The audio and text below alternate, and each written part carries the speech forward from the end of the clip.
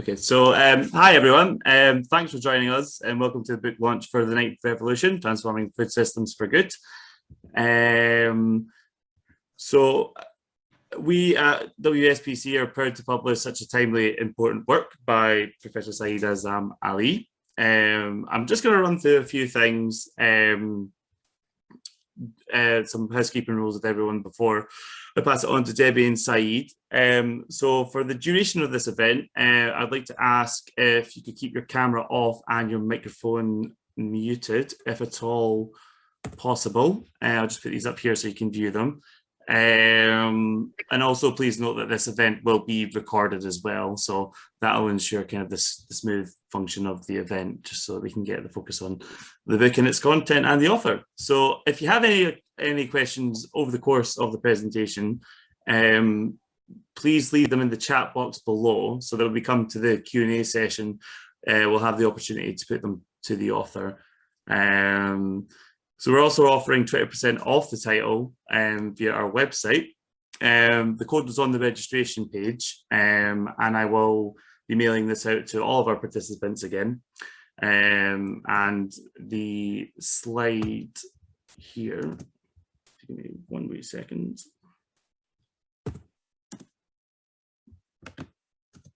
Yeah, the slide here. So I'll show this at the end of the Q&A as well, so you can take advantage of it. So this works across all of our formats and also the ebook, so that you can get instantaneous access to the work. So we hope you enjoy the event. It'll be great to get some input to, and I'll pass it over to Debbie. So if you want to take it away, Debbie. Thanks, Adam. So hi everyone. So I'm Debbie Sparks, Professor of Agronomy at the University of Nottingham, and I'm delighted to welcome you to this virtual book launch for the Ninth Revolution, Transforming Food Productions for Good by Professor Sayed Azam-Ali, CEO of Crops for the Future. As Adam's mentioned, please do use the chat box function to identify who you are and send your questions, which the author will try to respond to in the time available. But before that, you're going to hear two conversations between Sayed and leading thinkers on different themes that his book covers. But first of all, let me introduce you to the author himself, who I've known for over 30 years as an academic colleague at the University of Nottingham, and also as an advisor to the Crops for the Future Research Centre that he led between 2010 and 2020. So after completing a PhD in environmental physics at the University of Nottingham, Sayed Azam-Ali worked as a ground-up physiologist at the International Crop Research Institute for the Semi-Arid Tropics in India, later returning to Nottingham, where he became Professor of Tropical Agronomy and then Chair in Global Food Security. In 2008, he was appointed as Vice Provost for the Research and Internationalisation at the University of Nottingham in Malaysia, and in 2011 became founding CEO of Crops for the Future Research Centre, the world's first centre for research solely on underutilised or forgotten crops. In 2020, he became CEO for Crops for the Future UK. Sayed is past chair of the Association of International Research and Development Centres for Agriculture, and in 2021 was awarded an OBE for services to underutilised crops and increasing food security in the Queen's New Year's Honours list. So, Sayed, what motivated you to write this book? Before I start, I want to thank everyone for tuning in. I know people all over the world have taken time for this presentation, but I wanted to maybe just reflect a bit on how I came to think about this book. And of course, the global lockdown got everybody thinking about themselves and the future. Of course, we had a chance to sit and think about, where we were going. And that got me to ask a question that's intrigued me throughout my career, which is, whilst we farmed for about 10,000 years and eaten about 30,000 species of edible plants and grown 7,000 crops, why is it that just 4 crops, wheat, rice, soy and maize, often grown as industrial monocultures, now produce over 70% of the world's calories? And if you take that in, it's worth repeating, 4 crops produce more than half the world's food. And that's 7.8 billion people. And that got me thinking, how do we get to here? We've been hunter-gatherers, and obviously before we started farming, we were eating plants and collecting them and hunting and gathering. But once we started farming, we we saw a gradual and then a very rapid reduction in the diversity of species that we use for agriculture. And that really took me through the history of agriculture. Where did we start and how we got here? And from that, I thought, where will we be going with these 4 crops? And if we're absolutely sure 4 crops will be sufficient, they have to be enough, not for 7.8 billion people, but for 10 billion people, not just to feed them, but to nourish them, not just under current climates, but on a planet that's 3 degrees hotter. And if we're not sure that those 4 crops are going to be enough, we have to look at alternatives. And that essentially was the gist of why I wanted to write this book. Okay, so in the book you describe the importance of food as more than just a means of sustenance and part of the human culture and even joy. So I'm delighted that we can now see a conversation that you had with Chef Pierre Thiam on how your book addresses the wider cultural significance of food. But first, let me introduce Pierre. So Pierre is a celebrated chef, restaurateur, award-winning cookbook author and entrepreneur. Born and raised in Senegal, he's known for innovative cooking style, at once modern and yet eclectic, rooted in the rich culinary traditions of West Africa. His critically acclaimed New York restaurants, Teranga, located in Harlem and in Brooklyn, introduce healthy, fast, casual fare directly sourced from farmers in West Africa. He's the founder of Yolele Foods, which distributes African food products across the USA, introducing such ingredients like fonio, a resilient and nutritious ancient grain from the Sahel region of West Africa. Pierre is the author of 3 cookbooks, including his latest, the Fonio Cookbook, released in October 2019. He's won numerous awards and accolades for his cooking and advocacy. He's on the board of the directors for 3 global nonprofits, IDEO.org, SOS Sahel and Corps Africa, and he's also on the advisory board for the Culinary Institute of America. So hopefully we'll see the recording now.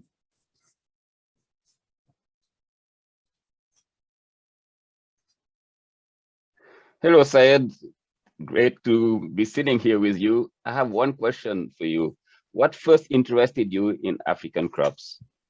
Well, as you remember, we met in Rwanda, I think in 2018, when we were both at the Next Einstein conference, and we were both speakers. I think you spoke immediately after me, and we had this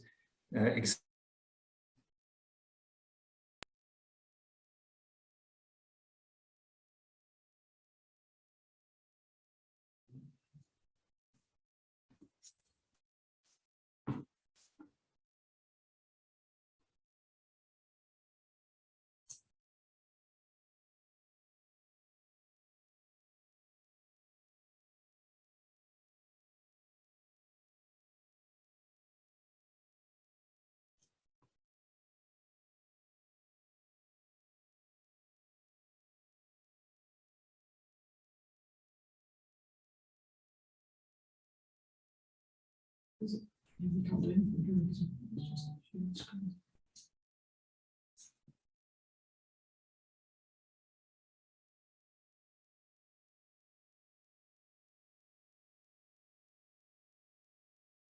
They're resistant to, what we didn't call climate change then, but heat and drought and these environmental factors. And I was told by senior academics, don't waste your time on these crops. If they were any good, we'd have discovered them by now. So the challenge.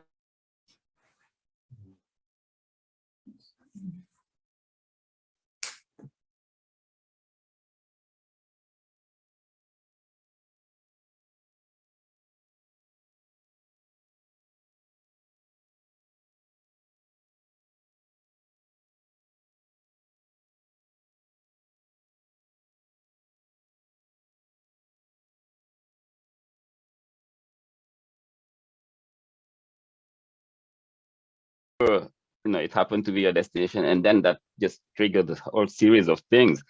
And that's amazing how you also, both of us, we notice how the colonialism played such a big role. I mean, in Senegal right now, today, there's a strike from the the bakers, and the crisis because there's no baguettes, and people want their baguettes.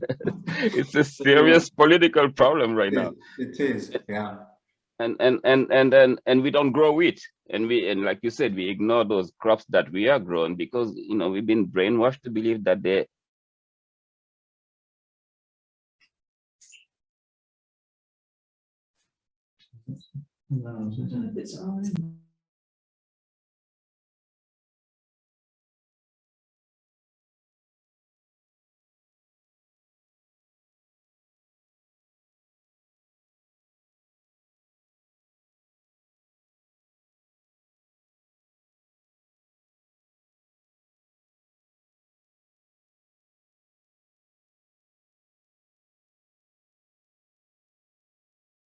For about 3 million. But what I tracked through my book is a series of revolutions. I suppose the biggest revolution was when we stopped being hunter-gatherers and we started farming.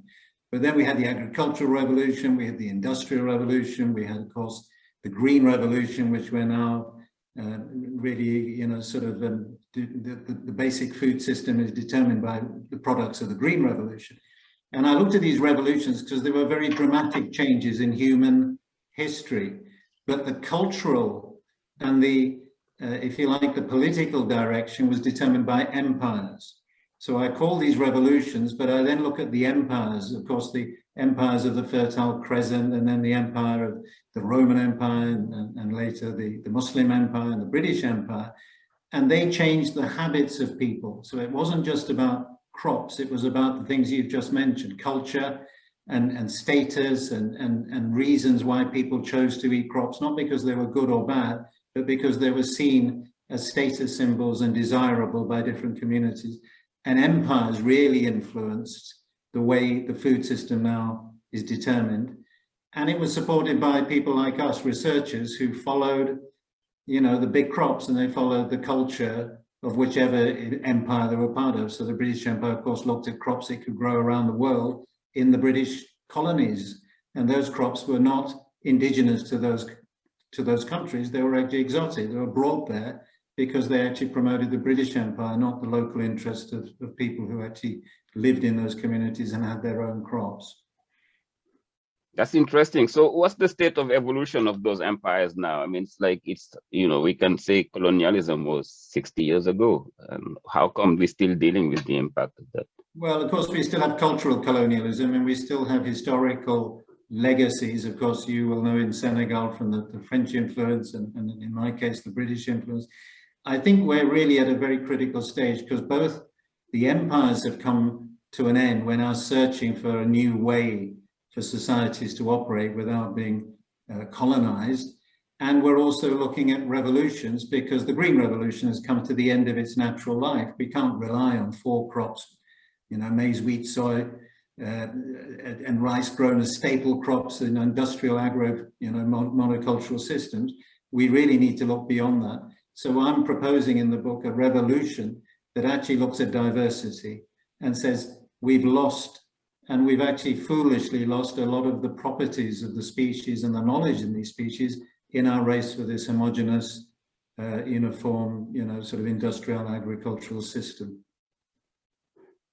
So wow, you're calling for a true revolution. How are we going to make it happen? How are we going to take those forgotten crops and become world-class crop, mainstream? Well, it's something you've done throughout your career and I've done throughout my career, is to try and get it beyond our own community and talking to ourselves. You know, we're always keen to tell ourselves how good these crops are and their ingredients and of course foods. We've got to reach the mainstream, we've got to reach the global public.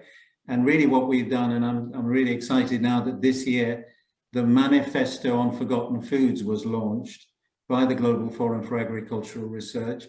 And what it really calls for is a global plan of action. And global plan of action says it's not just forgotten foods and recipes, all of those things are really important, but it's actually a different way of doing research, and it's a different way of thinking about these foods as what they are: climate resilient, nutritious, and not crops of the past or forgotten foods as we call them, but foods of the future. Because when we went for the big crops, the staple crops, we didn't worry about climate change, we didn't worry about drought and heat stress, and we worried about feeding people, calories. Whereas what we're now looking at is a need for nutrition and we need to have climate resilient crops that will grow in marginal environments without lots of irrigation and fertilizers. So that's really what I've been focusing on in the book, is to say, here's the opportunity, and we really have to look at these forgotten foods as foods of the future and connect with our history, but actually see them as opportunities. That's great, and it seems like we have no choice. I mean, it seems like this is the only way forward. The Green Revolution played a role, but it shows its limitations now, and so now. Mm-hmm. Absolutely, and I mean that's the question I would ask anyone interested in this book. Is we now have 4 crops: wheat, rice, maize, soy, producing 60% of the calories eaten by 7.8 billion people, and we have to ask the question: not only will there be enough to feed 10 billion people, but they have to nourish them, and they have to do it on a hotter planet. And if you're sure your 4 crops under current business as usual systems will be enough, great. But if you're wrong, we've really lost all the options, because we focus simply on this, sort of doubling down on the Green Revolution. So really, as you say, there's no choice. At least for you and me, we think there's no choice. It's a case of convincing others that we have to build a diverse food system, because the risks of doing business as usual are simply too big, not just for us, but for the planet. And how does your book address that diversity, actually, the issue of diversity? Because that's the issue we talk about in so many different levels. Well, I think we've always seen diversity as a weakness in the past. We've gone for homogenized systems, single languages. I mean, the language you and I are speaking, both speaking English here. And of course, there's 7,000 languages that are still living, but are not included in conventional research and information and exchange. So we really have to go back and say, the diversity that we've lost was actually, and is, the diversity that gives us it's an ally, and it's the main strength of our future direction, is that we need to harness diversity, both in terms of biological diversity and in terms of knowledge diversity. And that's really what the book says, is diversity is an ally, and we need to look at that diversity as our source of the opportunities for the future. The ingredients, farmers' own knowledge, which we've neglected because we've always gone for conventional research, and their experience of working in marginal environments, in which they are the experts, not us. People living in marginal environments know about their environments more than we do. So why are we telling them what to do when they've actually got this treasure trove of species and knowledge that they can actually bring to our attention? And if we can help them with that, with technologies and things which we can support their innovations, then of course they can become the innovators of change themselves, as can consumers, who now of course demand a better type of diet than the one that we've really sort of dominated the food system with. That's amazing, because your food is really calling for a revolution, like an urgent call to action to change this food system. What do you mean by that? What do you mean by transforming the food system for good? What's the idea behind it? Thanks, Pierre. Yeah, that's really, I mean, it's called the Ninth Revolution, which I say is the action we now need for a new revolution beyond the Green Revolution. But it's also subtitled Transforming Food Systems for Good. And really, I think that's the key message I want to get across. Because when we say transforming food systems for good, it can be forever, it can be the long term, which we have to look at, and it can be for the benefit of humanity and the planet for good. And that's really what I'm arguing, is that we have to go beyond commercial benefits and economic returns and returns on investment. We have to look at the food system as a public good. And if we can do that, then all these other values we have, culture and history and tradition and knowledge, can be actually part of a global public good. And that's really, at the end of the day, that's what the message of the books, that's where it takes us, is we have to look at the food system as a good and as a human right, not as simply a commercial benefit to, very few stakeholders in industries. That's amazing. Thank you so much, Sayed. This is really a pleasure talking to you, but your book really was so needed. You managed to find the bridge between, that up there, you know, the world of scholars. You speak a language, it's Chinese to us, we don't get it. But now, you know, I mean, really, this book is doing that role, and I appreciate it personally. I'm sure many people will appreciate it, definitely. Thank you, and thank you so much, Pierre. It's been wonderful to talk to you. And likewise, Sayed, have a wonderful day. Where are you now? I'm in the UK. I'm in the UK. That's right. That's right. Yeah, you did mention. All right. All the best. Thank you. The best.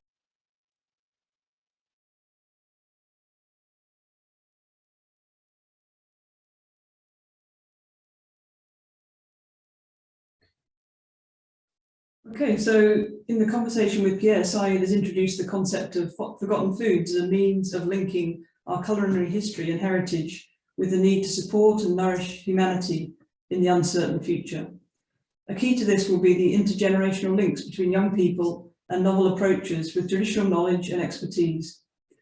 I'm delighted that we can now listen to a conversation that Sayed has had with Christine Gould on this topic. But first I'll introduce Christine. So Christine Gould is the founder and CEO of Thought for Food, the world's pioneer and leader in agri-food tech innovation for impact.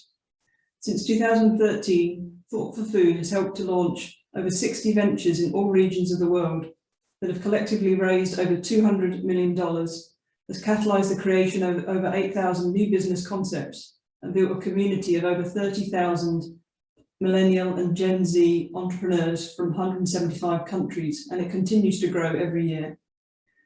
Christine is a visionary leader and community builder who's known for injecting energy, creativity, and diverse perspectives into how we solve our food system's most important challenges.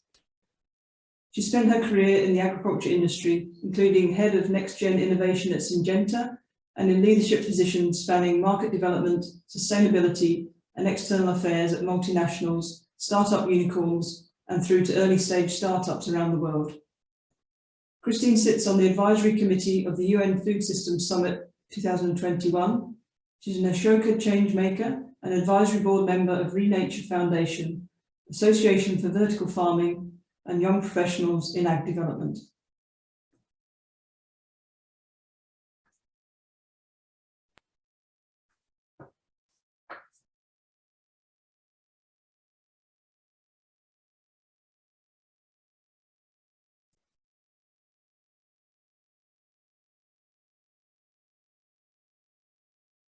Hello, Professor Sayed Azam-Ali. It's wonderful to connect with you. I'm really excited for our conversation. We've known each other now for quite a few years.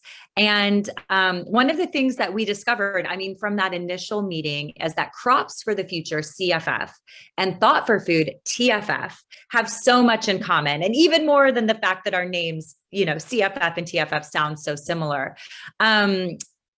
We're both really outside of the mainstream. CFF is at the research level and TFF is at the operational level of agricultural and food innovation. We're really pushing the frontiers forward. And in your book, you actually argue that change will have to come from outside of the mainstream and outside of the status quo. Why do you believe this? Well, great to see you as well, and thanks for this conversation, Christine. But I think really in the book, I'm taking the examples from outside the food sector. So if you look at, for instance, you know, Uber wasn't invented by the taxi business, and you know, hotels didn't invent Airbnb, and the fossil fuel sector didn't invent renewable energy. So it's the same with the food sector.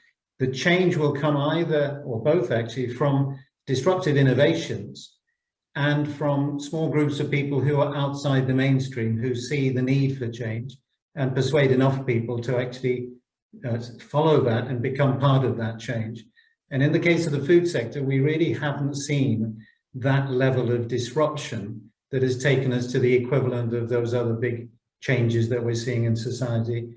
And it's critical because the food system, if we continue as we are, business as usual, is not going to be fit for the future. It simply isn't going to support 10 billion people on a hotter planet.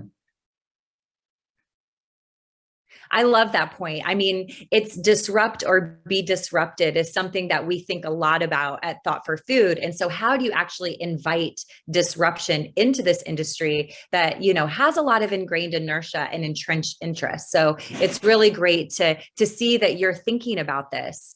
One of the things that, you know, you also talk about in your book is that most of the world now recognizes that the climate crisis is a reality, but few people really understand that the food system is actually at the center of the climate crisis. Can you elaborate a bit more on this point? Yeah, and I know even if we take the COP26 meeting, you know, food was not seen as the big thing. I mean, we were all talking about renewables and 1.5, etc. But if you take the change that we're going to need, we are not going to achieve 1.5 without a transformation of the food system, because agriculture and its related industries account for 30% of carbon emissions, 75% of renewable, of water resources, for instance. So if we're not going to change the food system, we can't actually achieve any of the climate, and I would say the Sustainable Development Goals for that matter, because food is at the center of it. And we've actually got this perfect storm. We've got food, we've got population growth, and we've got climate change. And at the center of that, and even if we take diets, at the center of all of this is we can't continue the food system in the way that we've actually become very accustomed to. And again, that's why we're going to have to look at it from outside the mainstream. I love that. And I think it's like we often say, food is climate. You really can't, you know, what we eat is contributing to climate change and can also be part of the solution to climate change. So I love your points. And if climate change is this existential crisis and transforming the food system is critical if we're going to meet the challenge, who will be the people that will be the agents of change? Who do you believe in? Well, just coming back to that food, if I took those examples, not everybody stays in hotels and not everybody goes in taxis, but everyone eats food. And so consumers have to be part of the change, because if consumers don't change habits and don't recognize why they need a healthier diet that's going to have less demand on the planet, then actually it's very difficult for us to promote change, because it won't actually be taken up by consumers. Now, in that sense, agriculture and the agri-food sector also has to be transformative in terms of new ideas coming in. And quite frankly, we have a demand of aging farmers and an increasingly urbanized population. So we really have to look at change coming from outside the traditional food and production systems. That means younger farmers and people who aren't traditional agriculturalists, people who come into farming in a very different way. You know, they're not from farms, they don't come back with agricultural history, but they are professional and innovative and young, especially young people and urban people who see a career opportunity or a business opportunity in agriculture, which you might not see if you were following sort of the traditional model. And that's why I think the agents of change have to be really consumers, but also those two communities, the new people who come into the farming system for the first time, and also those communities we've ignored, the marginalized, the indigenous populations who really haven't benefited from research, but actually they own the treasure trove of the biological and human and knowledge resources that will actually be required for a climate resilient future. I think that is so exciting and something that I see a lot of potential in with the next generations, because they're bringing forward a digital savviness and an openness to diversity that is kind of unprecedented. And they're able to connect that, you know, technology with that ancient wisdom to unleash that treasure trove that you mentioned. And I think that for me is really exciting, like taking the old and the new and making that mainstreamed and accessible to more people in more places. I think it's going to unleash a tidal wave of innovation going forward. And this ninth revolution that you talk about in your book is actually called the ninth revolution, which means that you describe 8 earlier revolutions in food systems. So can you tell me what you mean by the ninth revolution, and what exactly does this ninth revolution call for? Well, I do call in the book, and I go through a history of empires in which there's been human change, and then of course revolutions where there have been often technological change, and we take our most recent revolution as the Green Revolution. We say, okay, Green Revolution has transformed the food system, which it did, but it did it in a very specific way. It relied on a very small cohort of staple crops and, very, very industrial monocultured systems. So if we aren't going to depend on just 4 crops to provide most of our food and one language, the one we're speaking now, in which the knowledge is stored, then we really have to look at a very different model to doubling down on business as usual. And to do that, we really have to think of that biodiversity that's out there. And I know from my experience, both as a young academic and even throughout my career, people have always given the reason. They go, if they were any good, we'd have discovered them by now. And there's a reason why we don't grow these other crops. And they always give reasons to not do something. Now, next gen, and even, the people who are thinking about a future beyond, the next pay packet, if you like, are really interested in why can't we do it? Not we can't do it, but how can we do it? And in other words, think the unthinkable. Farming doesn't have to be, industrial monocultures of animals, but certainly of plants, and feedlot feeding, huge numbers of animals. That doesn't have to be the future of farming. We don't have to further intensify if we see the biodiversity as a treasure trove and the knowledge stored in people's heads as an opportunity for us to actually look at what we've had in front of us and ignored for decades, which is the global biodiversity that's on the planet, many of which are edible plants, 30,000 edible plants, which we now use a handful to produce the food for 7.8 billion people.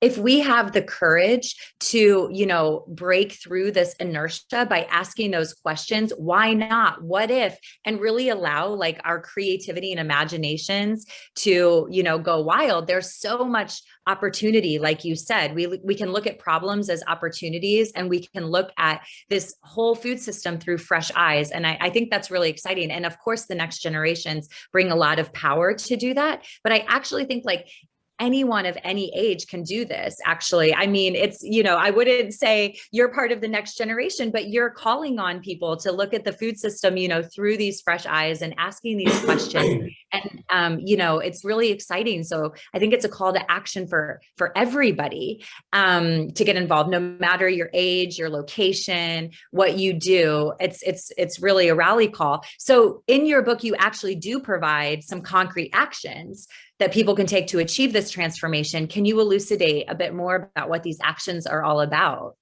I can, and I'll just come back to the point you made there, Christine. I think we all now get climate change. Young people are leading the change because, quite frankly, people in my generation have let us down. But people who now realize it's their future at stake are saying action is required. Warm words are no longer sufficient.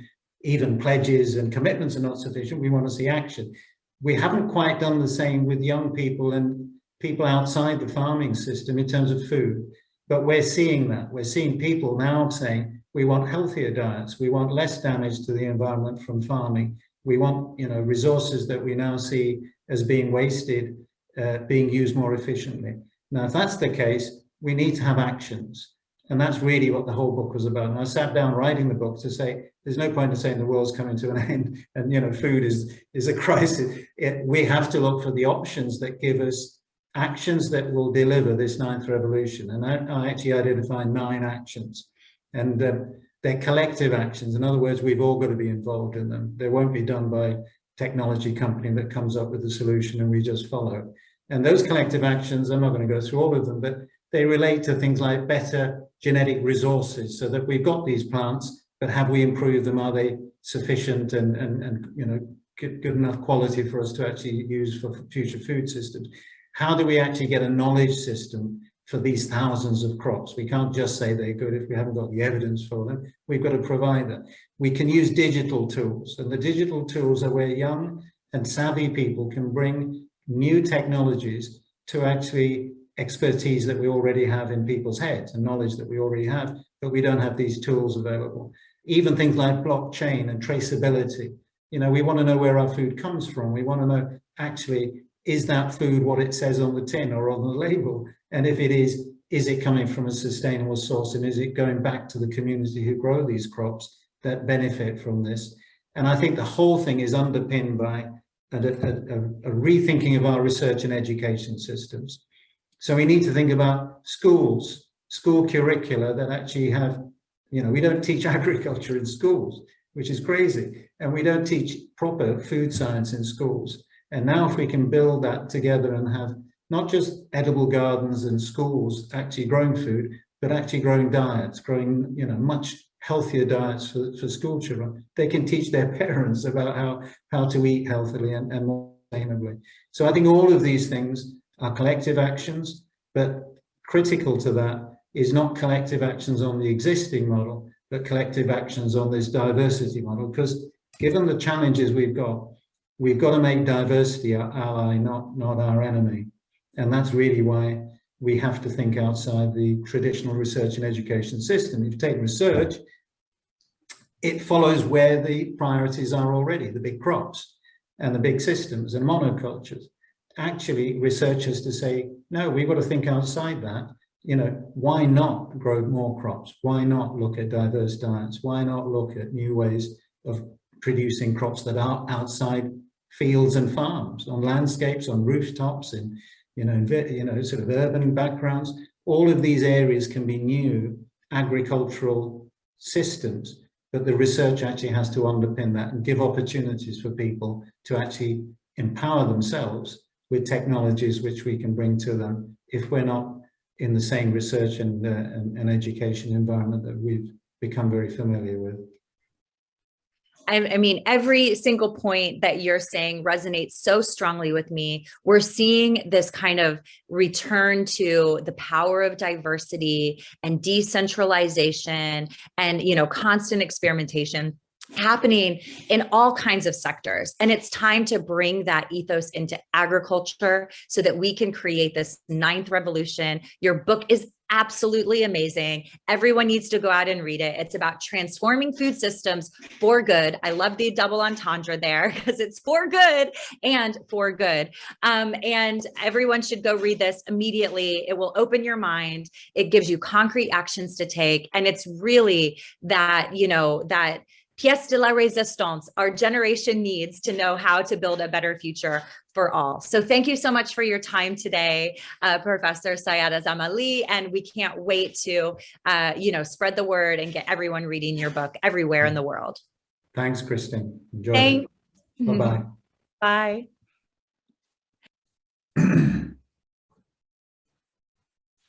So Sayed, your conversation with Pierre and Christine cover most of the topics you've explored in the book, but who did you write the book for and why, and who should be going out to buy it now? Well, that's what I really wanted to do is, we've not been very successful at getting the food industry to diversify. It's of course got thousands of products, but the same ingredients. We've not been very successful, quite frankly, in changing the research system or the educational system. So what I really wanted to do is to appeal to a global public. And that's why I call it a call to action. Food is central to everything that we do, but it isn't in our control anymore. It's controlled by suppliers and production systems, of course, the supply chains that we don't actually own. And if we can get people to recognize and see the need for change, then they can actually be the agents of change. And that's really why I try to write the book in a way that is understandable to a public who aren't specialists in the subject. And that's always difficult, but that's what I've attempted to do, and make it as readable as possible to as many people as possible. And I'm sure in addition to the public, those of us who are in academia will be recommending it to a lot of our students as well. I hope so. Yeah, I'm sure we will. So thank you for that, Sayed. I'm sure we've got some questions now from the coming in. Is there anything that Adam wants to send through? Or? So the first one we've got here is from Rita Ramley, who describes herself as a concerned individual who's personally interested in the role of food for the health of her family. She asks, how does the book discuss the role of the consumer and public interest in delivering healthier diets? We're very much in the way that we just discussed, Debbie, and I think I give a whole chapter to something which I call the Titanic food system. And what I do is I use the analogy that the Titanic sank, even though the captain insisted on going to the same destination, and his lookouts warned him, and the lookout said you're going to hit an iceberg, and he said, oh no, you know, mere iceberg's not going to stop my ship. And of course we saw the consequences. 1,500 people drowned, and the people on the top deck in the first class cabins made it to the lifeboats. The rest of the passengers, second lower decks, drowned. Now the same is the case in the Titanic food system. The scouts are essentially our scientists, and people are now aware of climate change and aware that we're going to hit an iceberg, the climate iceberg, but are we actually able to change the direction of the ship? And that's really why I'm saying the public has to be in control of the change and insist that we actually have to have a better food system, otherwise we will hit this climate iceberg. And that's why I really think it's something which we have to make into a global action. In other words, things that we can do rather than things that we tell scientists that they should be telling us, to the industry telling us what to do. In the same way, we talk about the young people sort of, you know, sort of advocating so strongly for climate change action now. So it needs to come from the ground up. And that's why I think it has to be healthy diets and nutrition rather than calories and production. And I think that's really why the consumer now sees the need for a healthier, better, more nutritious diet. Okay, thank you. So we'll go to the next question then. So Lorraine Wright, who's a student at Dundee University, says that the book discusses the role of food in the climate crisis. But what about its role in achieving the United Nations Sustainable Development Agenda? Well, I touched on that, I think I mentioned it, but clearly we now all know about the climate crisis, but I think 191 countries signed up to the United Nations Sustainable Development Agenda, 17 goals to be achieved by 2030. And of those, the top two, the first is zero poverty anywhere by 2030, it's now 2021. And the second is zero hunger. And if you look at it, it's actually zero hunger and improved nutrition. Now, if we can achieve zero poverty, which, you know, quite frankly is impossible, but we're going to have to attempt to do that. We cannot do that without achieving zero hunger. And zero hunger, of course, means it's got to be a different way of doing things. And that's really why Lorraine's question is absolutely right. 17 goals, but I can pick a number of them in which, if we don't transform the food system, we can't achieve the Sustainable Development Goals. Okay, thank you. So another question that's just come in. So what would be some concrete recommendations? Think global, act local. Would that be? It's part of it, and I think the COVID pandemic has taught us that we can't depend on long supply chains that are both energy rich and calorie rich. In other words, we're moving from a small number of producing countries, calorific ingredients, to consumers around the world. And of course, those products are energy rich, but so are the supply chains that they transport them on. If we now can look at much closer to our supply chains, ones which we can actually be much closer to in terms of controlling and access and knowledge and where are the food coming from, that actually would reduce huge elements of the carbon footprint of agriculture. And the other, of course, is can we encourage local producers who don't actually have to be on farms thousands or hundreds, tens of thousands of miles away, they can actually be much closer to us. And if that's the case, then we can actually see agriculture as an industry that we can run, rejuvenate in many parts of the world where it's now being neglected. And as you say, there was a big move to buy local, wasn't there, in the COVID pandemic? And I think that's certainly been sustained so far. So that continues. Okay, so another question that's just come in. What do you see as the role of the private sector in the ninth revolution? That's a question from Jennifer King. Private sector, farmers are private sector. Farmers, consumers, we're all part of the private sector. And of course, the public sector has to respond to demand, but the private sector has to deliver. In other words, the private sector has to be able to produce products that consumers are willing to buy, wish to have. And of course, those are the ingredients that they have to produce. I think if we actually look at consumers, they're now well aware that they're not happy with the existing food system, but how are they going to be able to change that? And that's where really we need private sector, small scale growers, SMEs, small food companies to actually lead the way so that the big industry will actually follow that change, because they'll see that that's the direction in which the consumer is moving. Okay, thank you. And another question from Avery. So the current global food system has served us well until now, but in the book you mentioned the negative externalities of the current system. What are those negative externalities? Well, we talked about the Green Revolution a number of times, and the point of the Green Revolution is that it says we're producing food at the lowest price ever, with, you know, something like 10 or 12% of sometimes in European, North American societies, we pay that little of our total cost, of our total income is actually spent on food. So food is seen as cheap. Now, there's a cost to that, because if you see the Green Revolution in terms of yield, calories, and productivity, it doesn't include the negative externalities of its impacts on the environment, and of course the consequences of some of our farming practices, not just for plants, but also for, of course, animals. Now, in that case, we have to factor in those negative externalities and say the true price of food is much greater. And if we looked then at other ways of producing food that don't have these huge negative externalities, they become cost effective in the sense that they're actually valuable to us, other than simply in terms of the economics of the system. Sure, it's just quite difficult to quantify, isn't it? But yeah, if it's something we can do rigorously, then that's going to really help. Okay.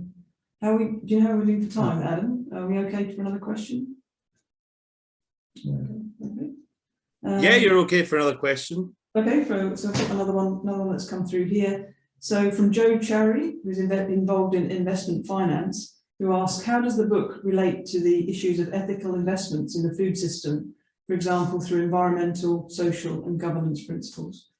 So the ESG principles, which are now being adopted by so many companies around the world, are driven by shareholders who demand a higher standard of those things, environmental, social and governance factors, and they insist on those in terms of business practices. Now, we haven't really seen that in terms of the food system. So we say renewable energy, or we say industrial practices have to be much safer and much better, and of course, consequences must be less for the environment. The food system hasn't really become part of this ESG movement, and I think that's really important. I think Joe's absolutely right.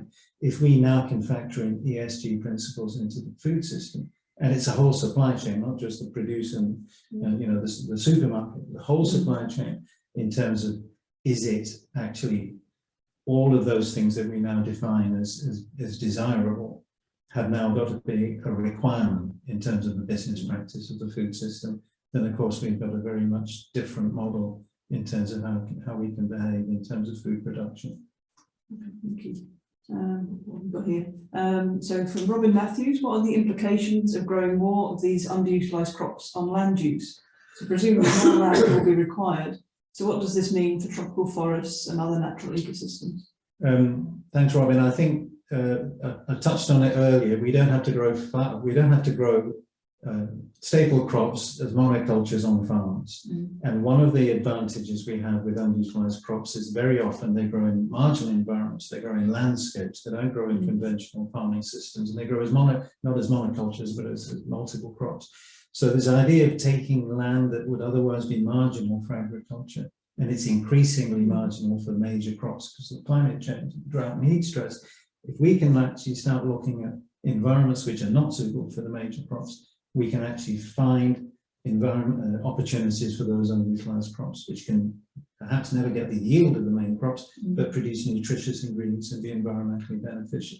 And of course, in that sense of forestry, agroforestry, the idea that farming systems can be much more complex, and therefore we don't actually have to clear rainforests to grow staple crops. We can actually look at agroforestry as a system which we can see multiple cropping, some of which will be commercial and some of which will be natural environment. Okay, thank you. So another question here that's coming from Professor Asher Karatli from Sri Lanka, the university there. What are the opportunities that smallholder farmers in developing parts of the world have in order to face the challenges of nutritional value depletion in cereals and legumes due to climate change? I think what Asher's touching on is this phenomenon called the Great Nutrient Collapse. In other words, as we increase carbon dioxide concentration in the atmosphere, the nutrient, particularly the micronutrient content of our crops is declining. And where we have calorie-rich and micronutrient-poor crops already, this exaggerates, or makes it even greater, this impact of the nutritional decrease, the Great Nutrient Collapse. Again, underutilized crops are often nutritious. The ingredients they have got higher micronutrient content.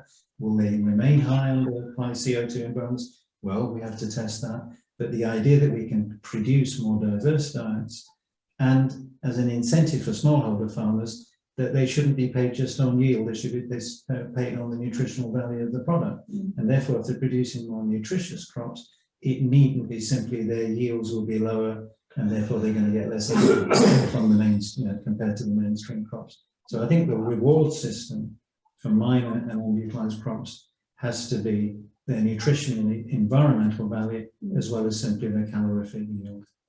Makes a lot of sense. So I think we've gone through all the questions that have come in now. So thank you, Sayed. The book's already received a number of very favourable reviews from those of us who've read it. I'm sure today's event will encourage even more people to get a copy. So let me now hand back to Adam for his final comments.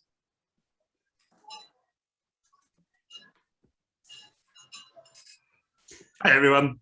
So thanks everyone for joining us for the launch of the 9th Revolution. The presentation will be uploaded to YouTube if you wish to watch it again.